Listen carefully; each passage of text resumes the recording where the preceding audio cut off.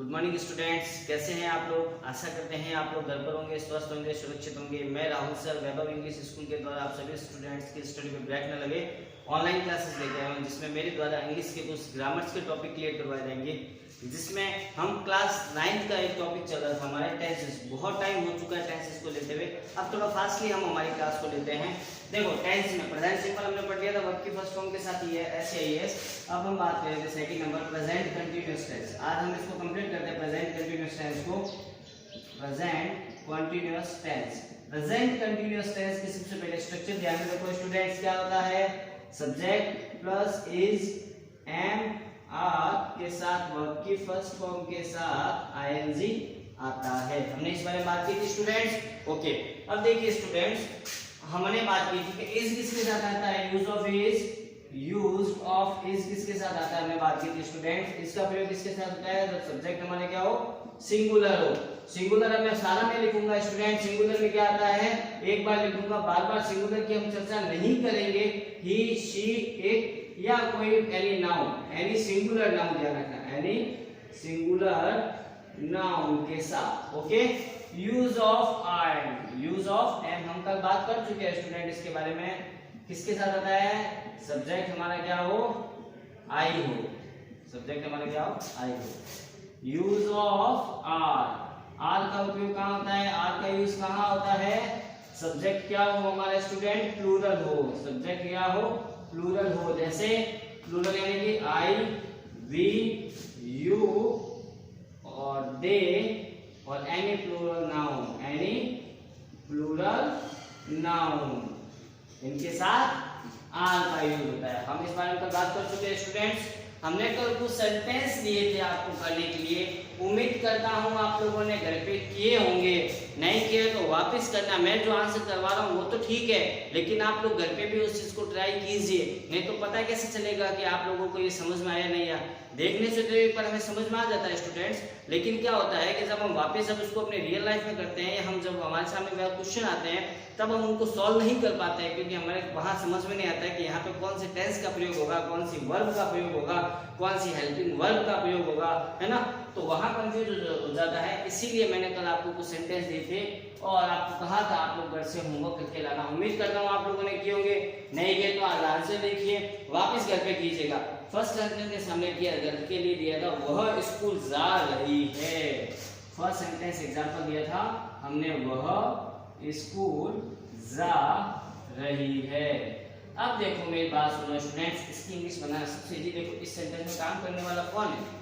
वह है ना, वह यानी लड़की। वह स्कूल जा रही है, जा रहा है होता तो लड़का होता, रही है यानी कौन है, लड़की है। लड़की है वह, यानी वह के लड़की के लिए क्या था? सबसे पहले सब्जेक्ट के स्थान पे ही। ये क्या हमारा सब्जेक्ट हो गया। सब्जेक्ट के बाद is am are plus verb की फर्स्ट फॉर्म के साथ आएंगे इज एम आर। ही के साथ क्या था? इज एम आर में से। ही के साथ क्या था? इज एम आर में से स्टूडेंट्स इज।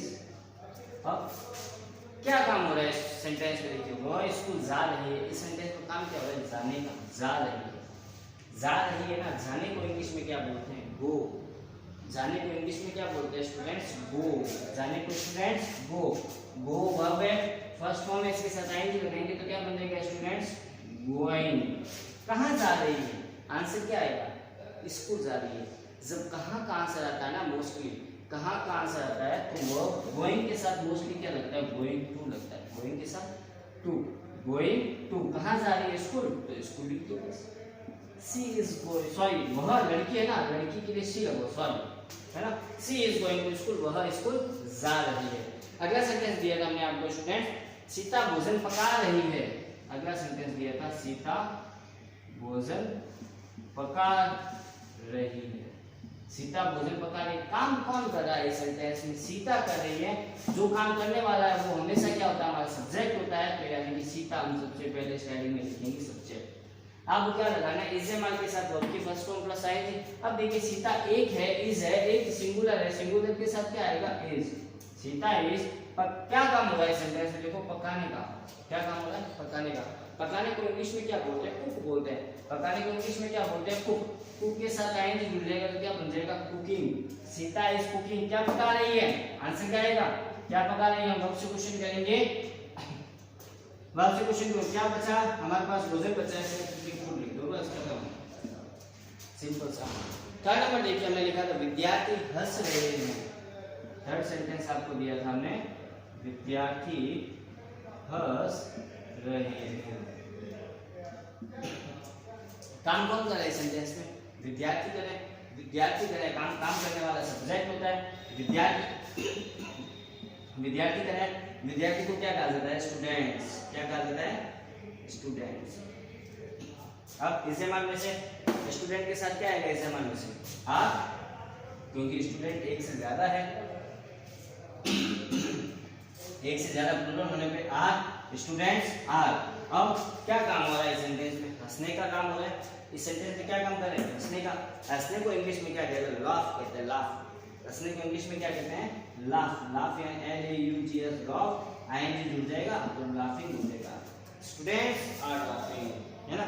विद्यार्थी ना, दो स्टूडेंट्स आर लाफिंग, दो स्टूडेंट्स आर लाफिंग, विद्यार्थी हंस रहे हैं। ओके स्टूडेंट, उम्मीद करते हैं आपको तीनों सेंटेंस समझ में आएंगे। फोर्थ सेंटेंस था, तुम कमरे में बैठे हुए हो। तुम कमरे में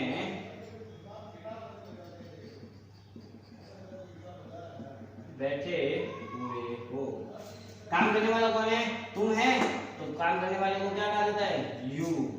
इसके साथ, यू के साथ क्या रहता है? देखो, यू के साथ स्टूडेंट्स आर, यू आर। इस सेंटेंस में काम क्या हो रहा है? बैठे हो। काम क्या हो रहा है? बैठने का। काम क्या हो रहा है स्टूडेंट्स इस सेंटेंस में? बैठने का। बैठने को इंग्लिश में क्या कहते हैं? सिट। सिट के साथ आएगी सिटिंग। You are sitting. कहाँ बैठे हो? कमरे में बैठे हो ना, कमरे के अंदर हो ना, किसी के अंदर होता है ना, कमरे में, है ना, स्कूल में, घर में, मंदिर में, ऐसे आता है ना, तो वहां पे प्रीपोजिशन लगता है साथ में इन। प्रीपोजिशन लगता है इन। यू आर सिटिंग इन, कहाँ पे बैठे हो? कमरे में बैठे हो। कमरे को इंग्लिश में क्या कहते हैं? रूम। इन द रूम होता है, इन रूम नहीं होता, in the room. You are sitting in the room, तुम कमरे में बैठे हुए हो या तुम कमरे में बैठे हो, है ना। अगला सेंटेंस, गीता कमरे में सोई हुई है। हमने सेंटेंस लिखा था, गीता कमरे में, सेम सेंटेंस है स्टूडेंट्स, बस बैठने की जगह क्या है? सोने का काम हो रहा है। गीता के बारे में बात करें तो गीता हमारा सब्जेक्ट हो गया, गीता, है ना, या तो ये लिख दो, ये GIT, गीता। गीता एक है, एक के साथ क्या आता है? इज। गीता इज। काम क्या हो रहा है सेंटेंस में स्टूडेंट? सोने का हो रहा है।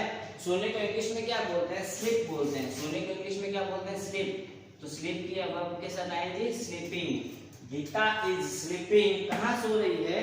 कमरे में सो रही है, तो वही चीज है in the room. Geeta is sleeping in the room. ये सेंटेंस होगा स्टूडेंट। ओके, उम्मीद करता हूँ स्टूडेंट आपको ये सारा समझ में आएगा। अब हम आगे चलते हैं हमारी क्लास में, जिसके बारे में कुछ अपवाद के बारे में बात करते हैं। जहां पे कुछ अपवाद होते हैं, जहां पे प्रेजेंट, एक चीज ध्यान रखना, मैं अब जो अपवाद करवा रहा हूं प्रेजेंट कंटीन्यूअस टेंस में आते हैं, मतलब कि इनका यूज हमेशा प्रेजेंट सिंपल में होता है, कंटीन्यूअस में कभी भी यूज नहीं होता। ना तो प्रेजेंट के कंटीन्यूअस में होता है, ना पास्ट के कंटीन्यूअस में होता है। अपवाद में लिख लेना आप लोग इनको, और अच्छी तरीके से इनको याद कर लेना, क्योंकि ये ऐसी चीजें क्वेश्चन एग्जाम में आती है, ध्यान रखना। हम बात करते हैं अपवाद की। रिसेप्शन अपवाद। अपवाद में सबसे पहले लिखो, अपवाद में सबसे पहले लिखिए, कुछ ऐसी क्रियाएं होती है, कुछ ऐसी क्रियाएं होती है जहां प्रेजेंट कॉन्टिन्यूअस और past continuous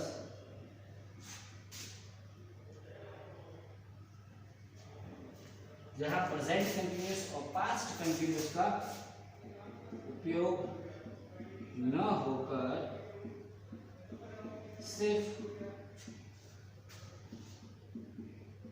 present simple tense का यूज होता है। प्रेजेंट सिंपल टेंस का यूज होता है। ध्यान रखना इस बात को स्टूडेंट। कुछ ऐसी क्रिया होती है जहां प्रेजेंट कंटीन्यूअस और पास्ट कंटीन्यूअस का उपयोग ना हो, सिर्फ प्रेजेंट सिंपल या प्रेजेंट इंडेफिनिट टेंस का यूज होता है, जिसमें सिर्फ सम एज लिखिए, एज करके, जैसे। एज तो यानी मतलब होता है जैसे। एग्जांपल में लिखिए, belong, seem, depend, belong, seem, depend, belong, seem, depend. Next लिखिए student, equal on, appear, equal on, appear, deserve, etcetera. ये वर्ड कहीं पर भी आता है ना सेंटेंस में, belong, seem, depend, equal on, appear, deserve, और भी कुछ होते हैं, है ना, जिसमें मैटर भी आता है। मैटर एक शब्द और होता है।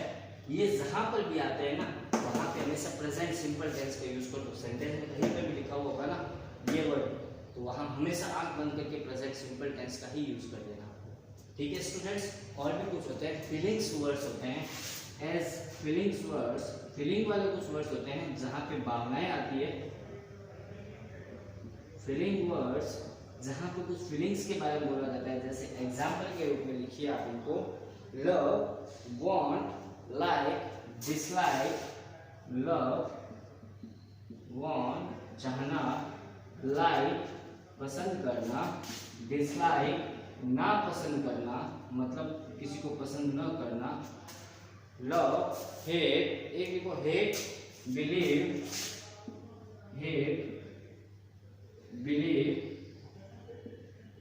हेट, बिलीव, और भी स्टूडेंट्स लिखिए आप, hate, believe, desire, hope, forgive, please, desire, hope, desire, hope, please, desire, hope, please, और एक और लिखिए फॉरगिव, एक्सेट्रा, है ना। इनके साथ भी किसका यूज होता है, फीलिंग्स वर्ड के साथ भी हमेशा प्रेजेंट सिंपल टेंस का यूज होता है। ओके स्टूडेंट्स, इनको याद करने हैं, ये याद करने वाले पॉइंट्स हैं अपवाद में, जहां पर belong, seem, depend, equal on, appear, deserve, love, want, like, dislike, hate, believe, decide नहीं होगा, सॉरी स्टूडेंट्स, डिसाइड नहीं होगा, सॉरी यहाँ पे कुछ गलत लिखा है, डिजायर होगा, है ना, डिजायर होगा, डिजायर, है ना, डिजायर, हो, प्लीज, फॉरगिव, ये वर्ड जहां पर भी आ जाते हैं वहां हमेशा प्रेजेंट सिंपल टेंस का 99% यूज कर देना। कभी फ्यूचर का यूज हो सकता है, लेकिन मोस्टली प्रेजेंट सिंपल टेंस का ही हम यहाँ पे क्या करेंगे स्टूडेंट्स, यूज करेंगे। इसको याद करने वाला है, आप जल्दी से इसको राइट आउट कर लीजिए, इसको पोज करके उतारिए या स्क्रीनशॉट ले लीजिए, फिर हम आगे चलते हैं हमारे सेंटेंसेस की ओर।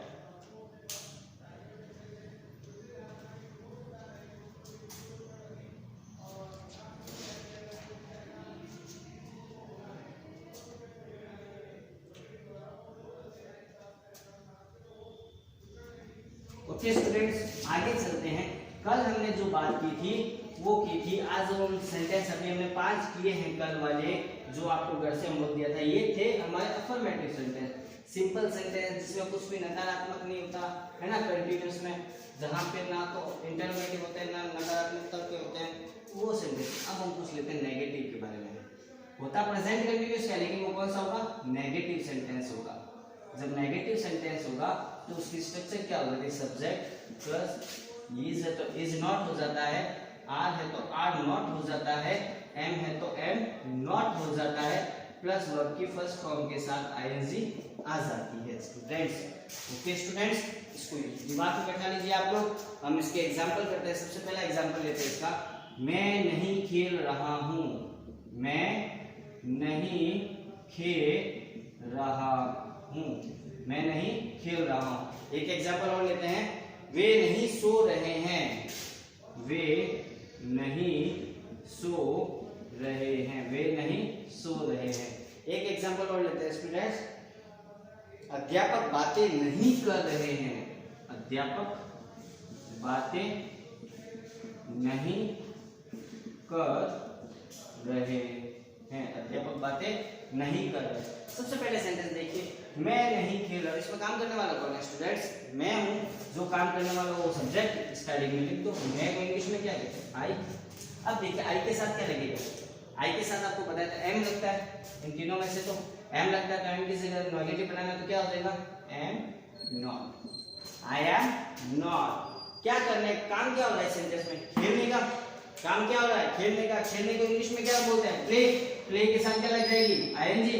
तो I am not playing sentence बन जाएगा, आई एम नॉट प्लेइंग, यानी कि मैं नहीं खेल रहा हूँ। ओके स्टूडेंट, वे नहीं सो रहे हैं। काम करने वाला कौन है, वे है। वे को इंग्लिश में क्या कहते हैं स्टूडेंट्स, ध्यान रखो, दे कहते हैं। दे के साथ प्लूरल है, आई वी यू दे। प्लूरल के साथ इस जमात में से क्या आता है, आर आता है। तो आर के साथ क्या लग जाएगा, नेगेटिव है तो नॉट, दे आर नॉट। काम क्या हो रहा है स्टूडेंट इस सेंटेंस में, सोने का काम हो रहा है। सोने को इंग्लिश में क्या कहते हैं, स्लीप। स्लीप के साथ आएंगे लगेगा तो क्या बनेगा, स्लीपिंग बन जाएगा। Very good students, they are not sleeping, वे नहीं सो रहे हैं। अध्यापक बातें नहीं कर रहे हैं, अध्यापक बातें नहीं कर रहे हैं। काम करने वाला कौन है स्टूडेंट इस सेंटेंस में, अध्यापक है। अध्यापक को हम क्या बोलते हैं, टीचर्स बोलते हैं।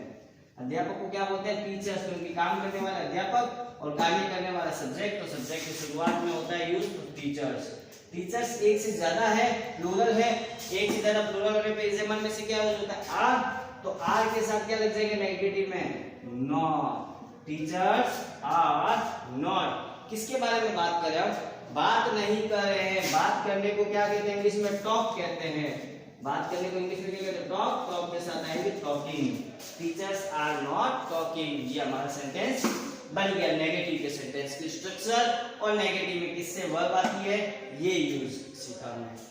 ओके स्टूडेंट, उम्मीद करता हूँ आप लोगों ने इसको समझ लिया होगा अच्छी तरीके से। नहीं समझ में आया एक बार फिर हमारी वीडियो को देखिए, फिर नहीं आया तो आप कमेंट बॉक्स में अपना कमेंट दीजिए। हम वहां पे आपकी प्रॉब्लम को सॉल्व करने का 100% कोशिश किया जाएगा। ओके स्टूडेंट, आप जल्दी इसको डायग्राम में पोस्ट कीजिए, पोस्ट करके इसका स्क्रीनशॉट कीजिए, फिर आगे चलते हैं।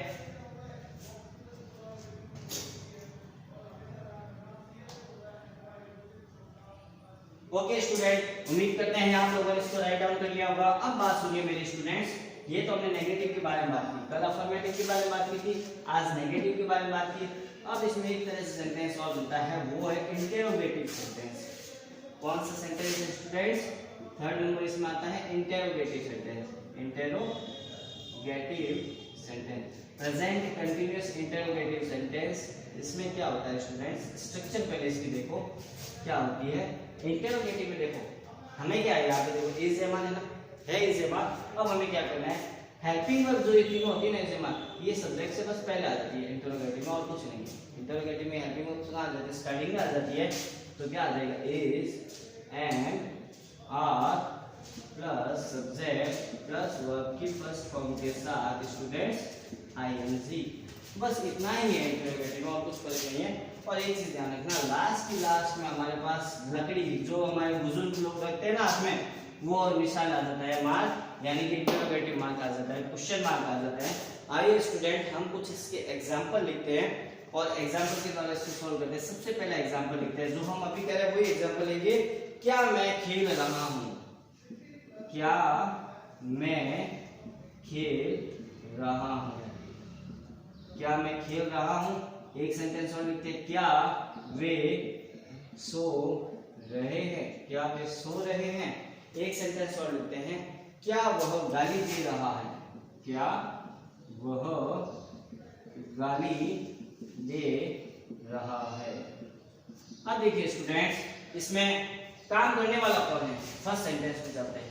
मैं खेल रहा हूँ, काम करने वाला कौन है, मैं है ना। जो कार्य करने वाला वो सब्जेक्ट, सब्जेक्ट के साथ हेल्पिंग वर्ब के बाद आता है, थोड़ा सा जगह छोड़ते हैं, हेल्पिंग वर्ब के बारे में बाद में बात करेंगे। मैं तो सब्जेक्ट को इंग्लिश में क्या कहते हैं, आई। अब देखिए आई के साथ क्या लगता है, सब्जेक्ट। सब्जेक्ट अगर आई हो तो क्या लगेगा, इज एम आर में से एम लगता है, और एम लगता है तो हेल्पिंग वर्ब क्या आती है, स्टार्टिंग में आती है, हमने लिखा है तो एम आई हो जाएगा, एम आई। क्या मैं किसके बारे में बात कर रहे हैं, खेलने के बारे में बात कर रहे हैं, जिसके बारे में बात की जाती है वो वर्ब, और खेलने का इंग्लिश में क्या कहा जाता है, प्ले। प्ले के साथ आईएनजी आ जाएगा, तो क्या बन जाएगा, playing, am I playing. Sentence बन जाएगा आपका एम आई प्लेइंग, क्या मैं खेल रहा हूं, और लास्ट में आपके आ जाएगा क्वेश्चन मार्क। अगर सेंटेंस देखिए, क्या वे सो रहे हैं, काम करने वाला कौन है, वे है। तो वे को इंग्लिश में स्टूडेंट्स क्या बोला जाता है, दे। दे प्लूरल है, प्लूरल के साथ क्या आता है आपको बताया जाता है, आर आता है, तो आर दे हो जाएगा, are they.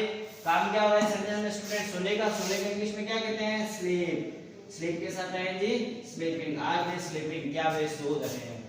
Next sentence student, क्या वह गाली दे रहा है।